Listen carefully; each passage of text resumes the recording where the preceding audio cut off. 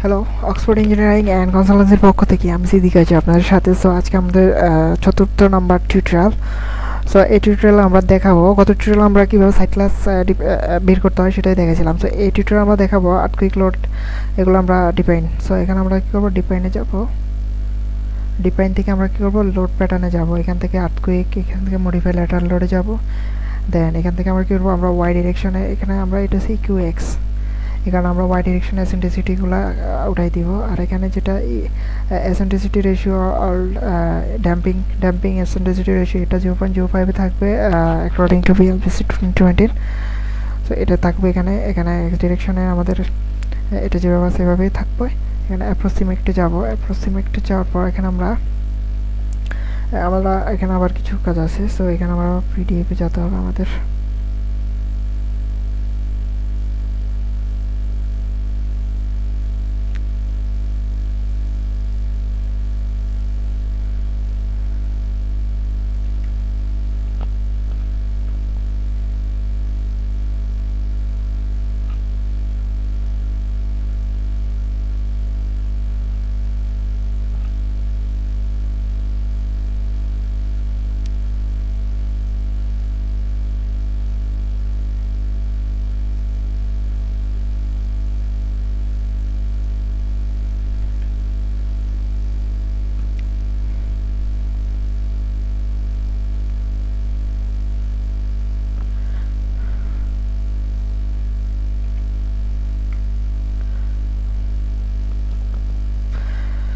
So value for a coefficient to estimate approximate period. So approximate period টা আছে ওটা আমরা এখান থেকে দেখে নিব। সো এখানে আমরা concrete moment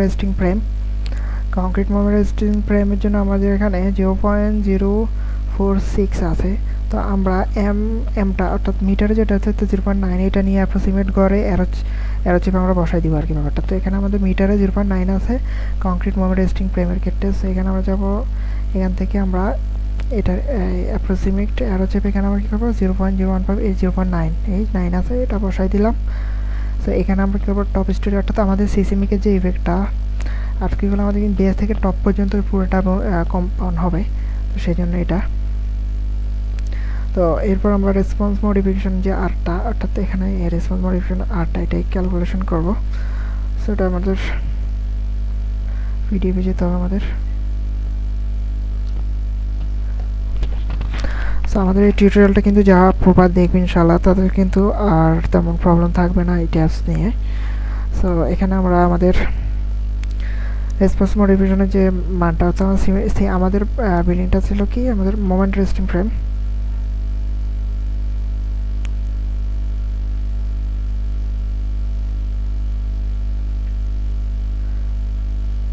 moment resting frame share ওয়াল স্পেসিফিক।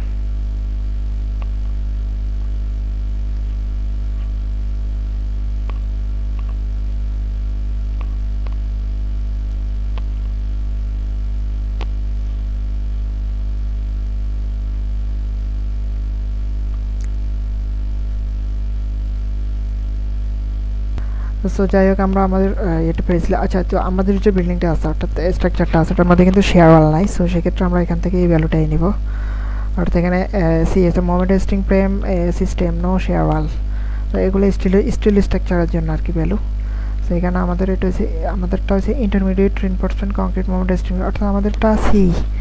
অর্থাৎ আমরা বলছি না যে আমাদের ডিজাইন ক্যাটাগরিটা সি ছিল, অর্থাৎ IMRF। সেখান থেকে ইন্টারমোডেটের যে ভ্যালুগুলো এগুলো নেব। এখানে আমরা এখান থেকে রেসপন্স রিডাকশন ফ্যাক্টরটা নিব, সিস্টেম ওভার স্ট্রেন ফ্যাক্টর ওমেগার মানটা এটা নিব, আর ডিফ্লেকশন অ্যাম্প্লিফিকেশন ফ্যাক্টর 4.4 এটা নেব। সো এখানে আমরা এটাপসে যাবো, এটার মান হচ্ছে 4.5। সো এখানে এই যে রেসপন্স এখানে দিব 5, সিস্টেম ওভার স্টার ওখানে 3 আছে। এখানে ডিফ্লেকশন অ্যাম্প্লিফিকেশন ফ্যাক্টর 5.5, এটা কি এখানে কত ছিল, 4.5 হবে। আর অকুপেন্সি ইম্পর্টেন্ট ফ্যাক্টর আমাদের 1-এ থাকবে, এটা 1 থাকুক, আর এটা 1 থাকবে। সরি, এটা 3, আচ্ছা এটা 3-এ দিয়েছি। আচ্ছা যাই হোক, সো এখন আমরা আমাদের যে SA&S1 ইউজার ডিফাইন যেটা আছে at 0.2 সেকশন স্পেকট্রাল অ্যাক্সেলারেশন এসে, সো এই ভ্যালুগুলো আমরা বাইর করব। আচ্ছা, তো যাই হোক, তো এখন আমরা আমাদের এই ভ্যালুগুলো বসাবো, অর্থাৎ এখানে কি 0.2 সেকশন স্পেকট্রাল অ্যাক্সেলারেশন এস এর মান এবং S1 এর মান। আচ্ছা, তো এখন এগুলো আমরা পাবো কোন জায়গায় সেটাই বের করতেছি। Second, design formatted for alternative method of base share calculation, spectrum response acceleration parameter SS and S1 for different seismic zone।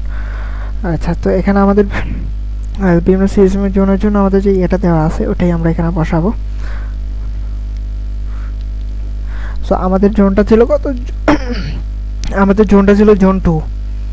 So আমাদের এখান থেকে আমরা ভ্যালুগুলো নিব। এখানে জোন 2 এর জন্য আমাদের এই এসএস এর মানটা হচ্ছে কত? 0.5 এবং S1 এর মান হচ্ছে 0.2। সো এখানে আমরা 0.5 0.2 এখানে বসাবো 0.5, আর এটা হচ্ছে কত? 0.2। আর লং টাইম যেটা আছে এটা 2 সেকেন্ড হবে, লং টাইম ট্রান্সলেশন পিরিয়ড। আর এখানে সাইড ক্লাস এফ দিব, কারণ এটার আন্ডার আমাদের সবগুলাই কাউন্ট হয়ে যাবে। আমাদের বিভিন্ন ধরনের যে আছে, অর্থাৎ সাইড ক্লাস এফ এর ভিতর আমাদের AC, SB, SC, SD, SC পড়ছে, তো আমাদেরটাতে এসসি, তাই আমরা সাইড ক্লাস এফ হয়েছে আর কি। তো এখন আমরা আমাদের যে এখানে আর কিছু মান সাইড কোএফিশিয়েন্ট এফ এ এবং এফ বি এর মান বসাবো। এখন আমরা আমাদের ফিডে যাব। এখানে side coefficient F A for different seismic zone and soil type. তো এখানে আমাদের সয়েল টাইপটা ছিল কি? SC soil type. এখানে জোন হয়েছে কত? 2। তাহলে এসসির জন্য জোন 2 আমাদের ভ্যালুটা হবে কত? 1.25, সরি 1.15। তাহলে এখানে আমাদেরকে 1.15 বসাতে হবে। এখন এফ এটা বসলে এখন এফ বিটা বসাবো। এফ বি আমাদের এখানে এই তো এখানে soil coefficient F B for different seismic zone and soil type SC এবং জোন 2 1.725, এই ভ্যালুটা বসাবো 1.725।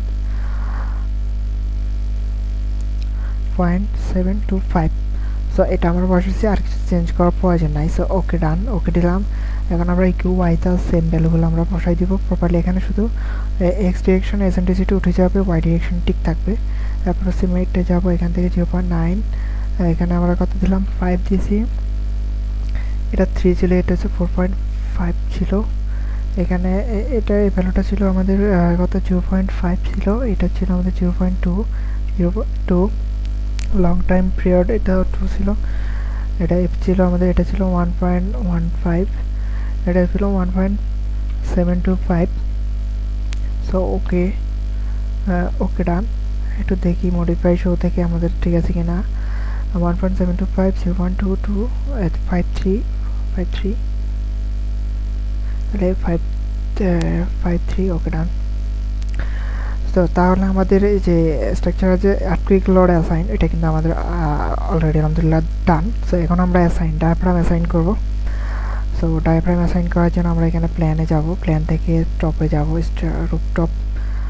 সো ডায়াফ্রাম অ্যাসাইন করার উদ্দেশ্য যাতে আমাদের উইন্ড লোডটা যে আমরা অ্যাসাইন করব, তখন আমাদের যাতে উইন্ডের ইফেক্টটা আমাদের বিল্ডিংয়ের একটা সেন্টার, মানে ডায়াফ্রামের মাধ্যমে একটা সেন্টার ক্রিয়েট হবে আর কি, ওটার মধ্যে আমাদের উইন্ড লোডটা জাস্ট এখানে পড়বে আর কি। তো ডায়াফ্রাম দুই ধরনের হইতে হবে, একটা রিজিড আর একটা সেমি রিজিড।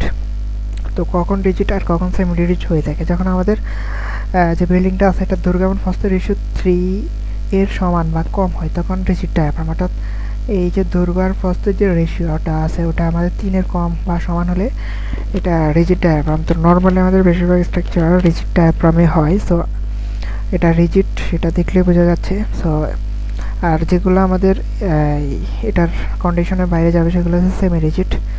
তো আমরা কি করব? এখানে ডায়াফ্রাম অ্যাসাইন করার জন্য আমরা কি করব? এখানে 1:2 রাখবো। এখানে এই রুপ থেকে, অর্থাৎ star top not star top, এখানে রুপ থেকে আমরা ইয়ে করবো আর কি। সো অ্যাসাইন সবগুলো সিলেক্ট করব। এখানে যাব, সরি, এখানে অ্যাসাইন যাব, অ্যাসাইন থেকে যাব শেলে, শেল থেকে যাব ডায়াফ্রাম, ডায়াফ্রাম D1 আগে মডিফাই করে দেখি যে কি আছে। মডিফাই শো, এখানে রিজিডে আছে। সো ওকে ডান, ওকে। তো এরপর আমরা কী করবো? এখানে পাশে রাখবো, এটাকে অ্যাপ্লাই দিব। তাহলে আমাদের একটা সেন্টার ক্রিয়েট হয়েছে। এরপর 4th ফ্লোরে যাবো, এরপর এগুলো সব সিলেক্ট করবো, সিলেক্ট করে আবার অ্যাপ্লাই।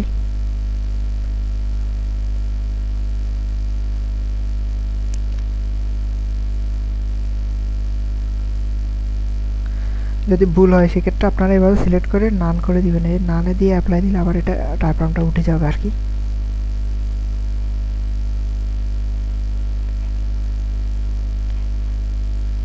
আমরা দেখি সবগুলোর পয়েন্ট ঠিক আছে কিনা। হ্যাঁ, সবগুলোর পয়েন্ট ঠিক একই জায়গায় আছে, তার মানে ডায়াফ্রামের সেন্টার বের ওকে ঠিক আছে, সবগুলো প্রপার্টি ক্লিক করছে আর কি।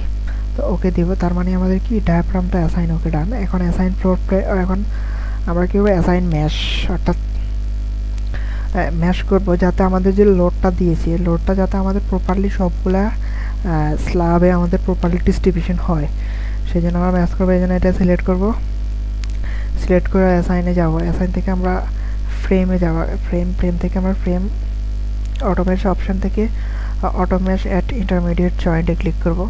এরপর আবার এটাকে সিলেক্ট করব, সিলেক্ট করে ওকে দিব। তো শেষ। এরপর আমরা আবার সিলেক্ট করবো সম্পূর্ণ স্ট্রাকচারটা। সো অ্যাসাইন থেকে ফ্রেমে যাব, আবার অ্যাসাইন থেকে ফ্রেম থেকে আমরা যাব ফ্রেম ফ্লোর ম্যাশিং অপশনে যাব, এখানে ইনক্লুডেড সিলেক্ট ফ্রেম অফসেট এটাতে ক্লিক করব, ওকে ডান। তাহলে আমাদের কিন্তু এই এটা ইয়ে হয়েছে। এখন আমরা কী করবো, আমাদের আবার পুরো স্ট্রাকচারটা সিলেক্ট করব, সিলেক্ট করে অ্যাসাইন থেকে যাব আমরা কি শেলে। এখন শেলে যাব, সেল থেকে আমরা যাব কি ফ্লোর অটোমেশন অপশানে যাব। So floor automation auto cookie cut offset into structural এলিমেন্টে যাব। এখানে আমাদের এইটার মধ্যে ঠিক হবে, আরগুলাতে ঠিক থাকবে। এরপর এখান থেকে আমরা কী করবো 12 ইঞ্চি দিব, অর্থাৎ 12 ইঞ্চি টুকরাতে সবগুলোকে আমরা কেটে ফেলবো। এখানে দিব কত, এখানে আর দেওয়ার দরকার নাই। সো এখানে আমরা 12 ইঞ্চি দিব। এরপর আমরা কী করবো অ্যাপ্লাই দিব, ওকে দিব। তাহলে হচ্ছে কুকি কাট, অর্থাৎ আমাদের স্ট্রাকচারটা কুকি কাট হয়ে গেছে, কাটাকাটি শেষ। এখন আমরা যদি শেয়ার ওয়াল থাকে সেক্ষেত্রে আমরা শেয়ার ওয়ালটাও কুকি কাট দেখাইতাম, অর্থাৎ ইয়েতে দেখাইতাম আর কি। সো এটা নাই, আমরা নেক্সট আরেকটা আমাদের যে টিউটোরিয়ালগুলো চলমান আসতেছে ইনশাল্লাহ ধারাবাহিকভাবে থাকবে এগুলো। সো ওগুলাতে আমরা ওটা দেখাবো আর কি। তো এই ছিল আজকের টিউটোরিয়াল। নেক্সট টিউটোরিয়ালে আমরা যেটা দেখাবো সেটা হলো আমাদের যে ডিফাইন উইন্ডলোড ওখানে কিন্তু আবার কিছু এক্সেলের কাজ আছে, মানে ওখানেও কিছু কাজ আছে, সেই কারণে এই টিউটোরিয়ালটার মধ্যে ওটা আমরা অ্যাড দিতে পারতেছি না, কারণ তাহলে আমাদের টিউটোরিয়ালটা অনেক লেন্থ হয়ে যাচ্ছে। তো আমরা এই পর্যন্ত এই টিউটোরিয়ালটা থাকুক, নেক্সট টিউটোরিয়ালে উইন্ডলোড দেখবো ইনশাআল্লাহ। সো আল্লাহ হাফেজ সকলকে।